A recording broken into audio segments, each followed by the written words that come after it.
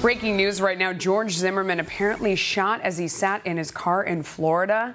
His attorney says another driver pulled up alongside Zimmerman and shot at him through the window. He says the bullet narrowly missed Zimmerman and lodged in the car roof. Responders rushed him to the hospital. Police say they have the suspect in custody. Apparently, the man has been involved in other incidents with Zimmerman in the past. You will remember, of course, that Zimmerman fatally shot a black teenager, Trayvon Martin, back in February of 2012. It is a case of government overreach gone bad. A fast food ban in South LA was meant to improve the lives of residents by forcing them to eat healthier meals. Go government. Instead, obesity rates have gone up and more health-conscious chains like Chipotle are being pushed out. Joining me now, Bruce Turkel from Turkel Brands. Lauren and Brian are back as well.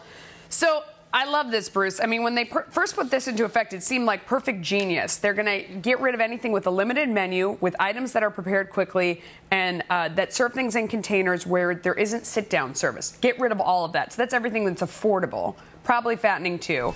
Now they go back over time, and obesity rates have risen faster in the area where they took this action than before. What do you think of that, Bruce?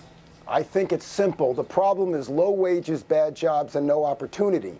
But since we can't do anything about that, we'll tell people they can't eat hamburgers. People want fast and cheap. They don't want slow and expensive. And it's a shame that we can't handle the problems the way they need to be handled. See, Brian, I kind of disagree with Bruce because I don't think the solution is higher wage.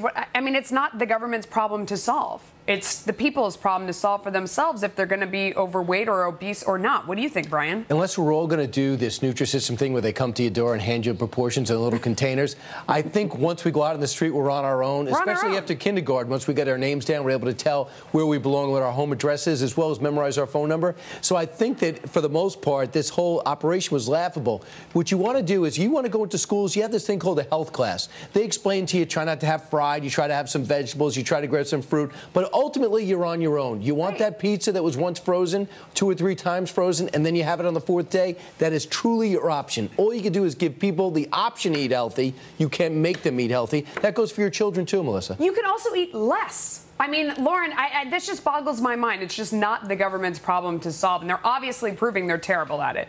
Well, here's an interesting thing, actually, from a budgeting perspective. Back in the 60s, we actually spent about 17% of our take-home pay on food, and at that time, we spent about 5% on healthcare. Now, fast forward to today, we're spending less on food, buying fast food possibly, 10% of our budget, but spending 16% on healthcare. So clearly these things are related. Okay, so if you thought Olive Garden breadsticks couldn't get any better, and I know I'm one of those people, you may be surprised. Next month, Olive Garden is rolling out breadstick sandwiches.